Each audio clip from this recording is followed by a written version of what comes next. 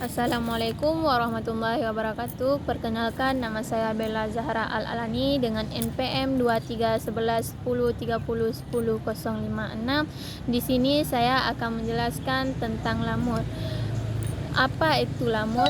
Padang lamur adalah ekosistem khas laut dangkal yang ditumbuhi oleh tumbuhan rerumputan yang telah beradaptasi terhadap air asin. Rerumputan tersebut adalah anggota dari tumbuhan monokotil, berbunga, berdaun, dan memiliki akar rimpang, sehingga tumbuhan tersebut mampu bertahan dari hempasan ombak dan arus. Lamun dalam bahasa Inggris disebut geograss, berbeda dengan rumput laut yang dikenal oleh masyarakat luas. Lamur merupakan makanan utama duyung, sebagian tanaman berbunga yang sepenuhnya hidup di bawah permukaan air laut. Thalassia pentrici sangat dipengaruhi oleh lingkungan secara fisika, kimia, maupun biologi dalam habitatnya. Organisme lainnya, tetapi juga dengan lingkungan abiotik dan faktor iklim. Lamun mengembangkan adaptasi ekologis, fisiologis, dan morfologi agar sepenuhnya dapat hidup di bawah permukaan air laut.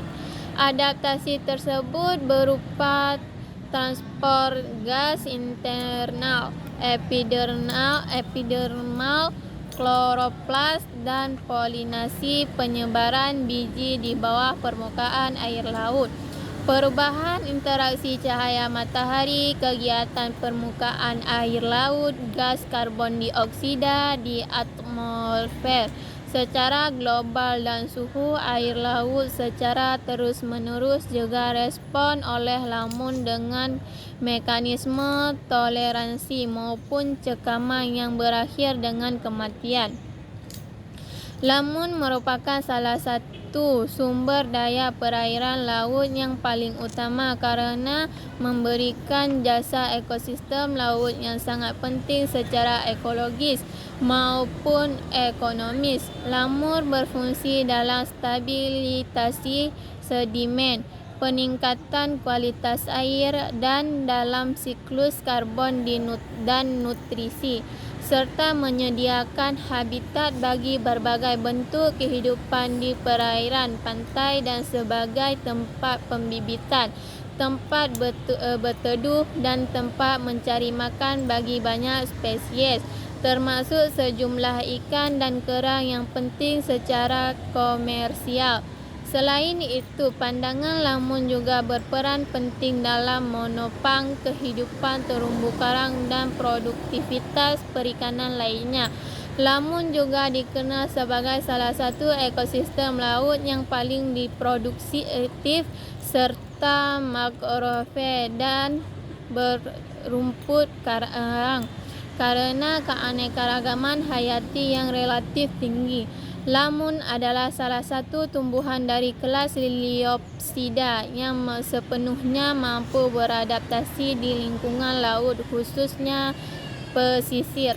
Lamun merupakan spesies kunci dalam ekosistem pesisir yang berperan sebagai tempat pemijahan, mencari makan, tempat asuhan, dan perlindungan berbagai jenis organisme pesisir.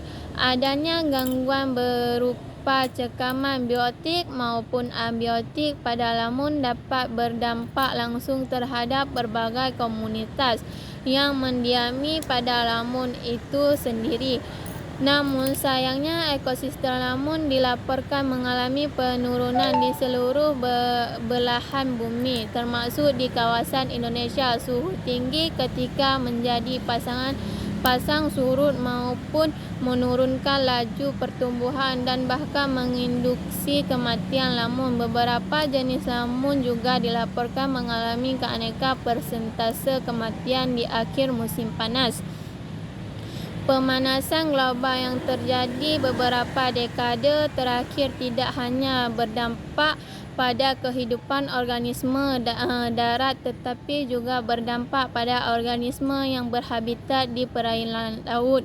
Kondisi ini disebabkan karena pemanasan global tidak hanya menyebabkan kenaikan suhu udara tetapi juga suhu air laut secara global.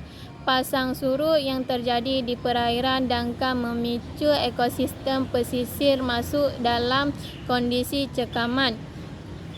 Cekaman terhadap organisme pesisir berupa kondisi terekspornya organisme karena pasang surut, radiasi matahari dan tingginya suhu air laut di perairan dangkal.